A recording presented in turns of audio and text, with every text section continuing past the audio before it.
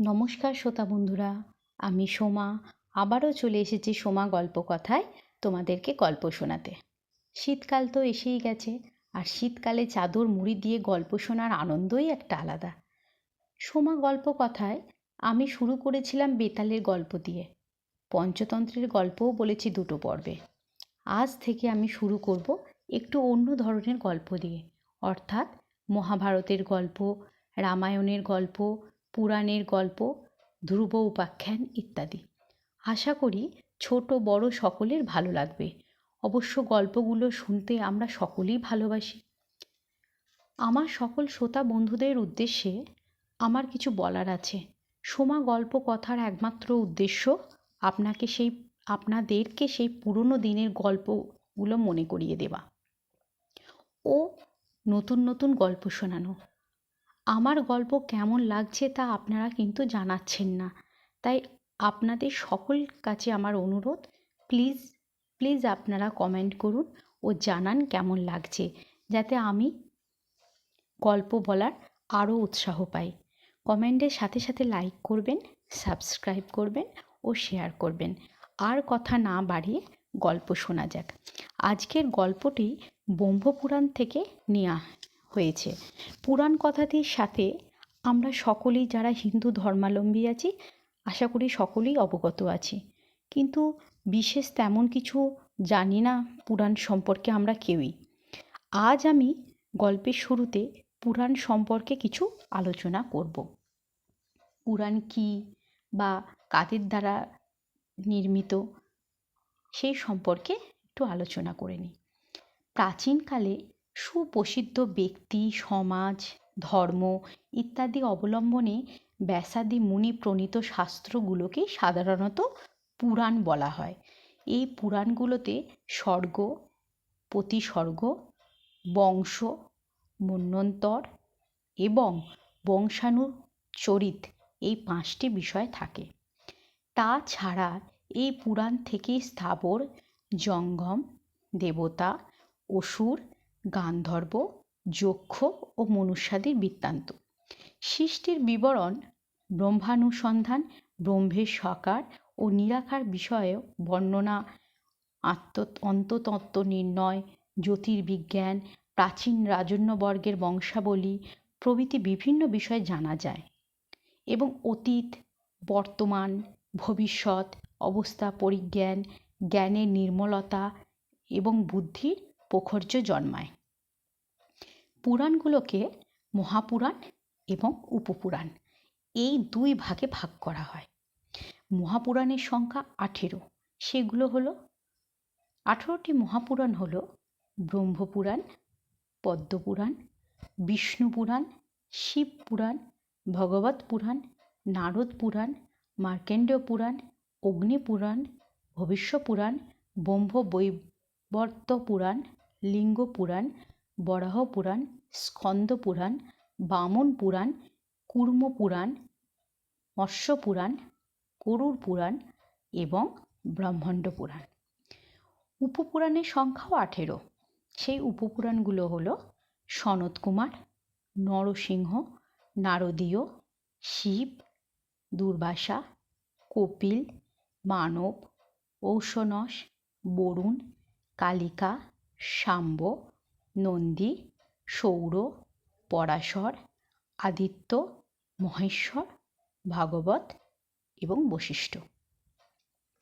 আজকের গল্পটি আমরা যেটি শুনব সেটি আমরা ব্রহ্মপুরাণ থেকে শুনব। গল্পটির নাম হলো গরুড়ের দর্প চূর্ণ। গরুড় সম্পর্কে আমরা সবাই অবগত আছি। গরুড় হলো ভগবান শ্রী বিষ্ণুর বাহন এবং পরম ভক্ত। তো আজকের গল্পটি হলো গরুড়ের দর্প চূর্ণ।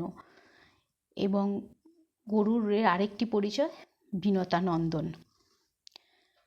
তো গল্প আরম্ভ করা যাক। অনন্তনাগের পুত্র ছিলেন মণিনাগ।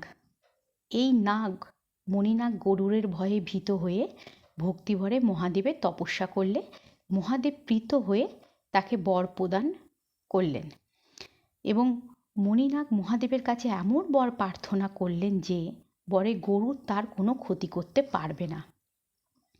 মহাদেব মণিনাগকে তথাস্তু বলে সেই বরই প্রদান করলেন। মণিনাগ মহাদেবের বরে বলীয়ান হয়ে নির্ভয়ে ক্ষীর সমুদ্রের কাছে, যেখানে শ্রী বিষ্ণু বিরাজ করেন, সেখানে ঘুরে বেড়াতে লাগল।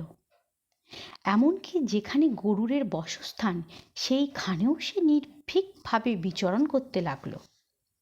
মণিনাগের এই দুঃসাহস দেখে গরুর বিস্মিত হলো এবং এর কোনো কারণ খুঁজে না পেয়ে তাকে নিজের বাসায় এনে আটক করে রেখে দিল।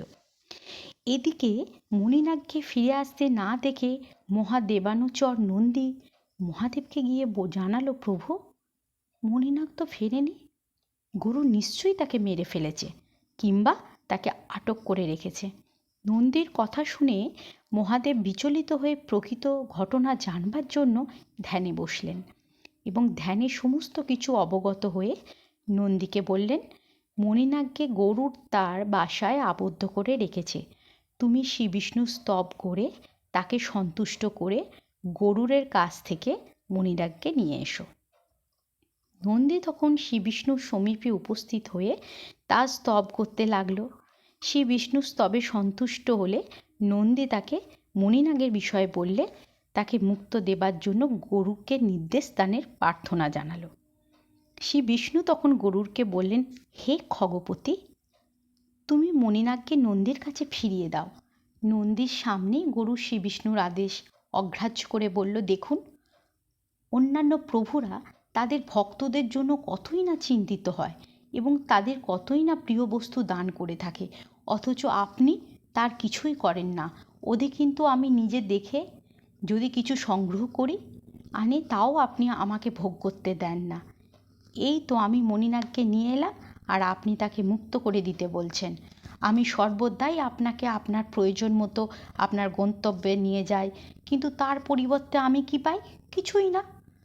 ভগবান শঙ্কর তার সামান্য এক ভক্তের জন্য উদ্বিগ্ন হয়ে নন্দীকে আপনার কাছে পাঠিয়েছে আর আপনি সঙ্গে সঙ্গে তাকে ছেড়ে দিতে বলছেন। এটা কি আপনার উচিত কাজ? আমার মনে হয় প্রভুদের এমন কাজ কখনোই করা উচিত না। আপনার বিস্মিত হওয়া উচিত নয় যে আমার শক্তিতেই আপনি দৈত্যদের জয় করে থাকেন, সুতরাং আপনার আত্মশ্লাঘা বৃথা। গরুরের কথা শুনে বিষ্ণু মৃদু হেসে বললেন, তুমি যথার্থই বলেছ গরুর। আমাকে নিরন্তর বহন করে তুমি অত্যন্ত ক্ষীণ ও কৃশকায় হয়ে পড়েছ। আমি স্বীকার করছি তুমি মহাশক্তিমান। তোমার শক্তিতেই আমি অসুরদের জয় করে থাকি। তুমি এখন আমার এই কনিষ্ঠ আঙুলটির ভর বহন করো দেখি। এই বলে শ্রী বিষ্ণু গরুরের মাথায় তার কনিষ্ঠ আঙুলটি রাখলেন। আর কি আশ্চর্য, সামান্য সেই আঙুলের ভার বহনে অসমর্থ হয়ে গরুর সঙ্গে সঙ্গে মাটির সঙ্গে মিশিয়ে গেল।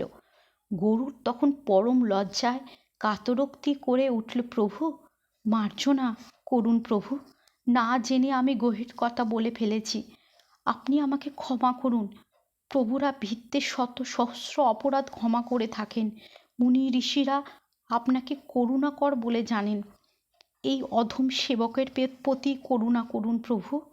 শ্রী বিষ্ণুর পাশেই বসেছিল কমলাসনা লক্ষ্মী।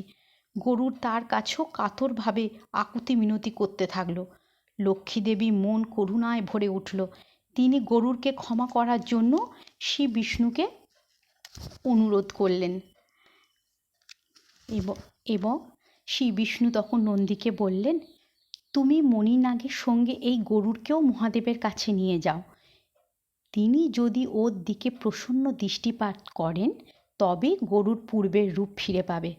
নন্দী তখন মণিনাগ এবং গরুরকে নিয়ে মহাদেবের সমীপে উপস্থিত হয়ে তার কাছে গরুর বিষয়ে সব কিছু নিবেদন করল। মহাদেব সব শুনে গরুরকে বলল, তুমি পবিত্র গৌতমী গঙ্গায় যাও, সেখানে গিয়ে অবগাহন করলেই তুমি তোমার পূর্বের রূপ ফিরে পাবে। মহাদেবের নির্দেশ মতো গরুর গৌতমী গঙ্গায় গিয়ে অবগাহন করে পূর্বের রূপ কেবল ফিরেই পেলেন না, তার রূপ পূর্বের চেয়েও উজ্জ্বলতর হয়ে উঠল আর গতিবেগও বর্ধিত হলো। তখন সে মহাদেবের কাছে গিয়ে তাকে প্রণাম জানিয়ে শ্রী বিষ্ণুর কাছে ফিরে এসে তা স্তব করতে লাগলো। আমার গল্পটি যদি আপনাদের ভালো লাগে অবশ্যই সাবস্ক্রাইব করবেন, লাইক করবেন, শেয়ার করবেন। নমস্কার, আজ এই পর্যন্তই।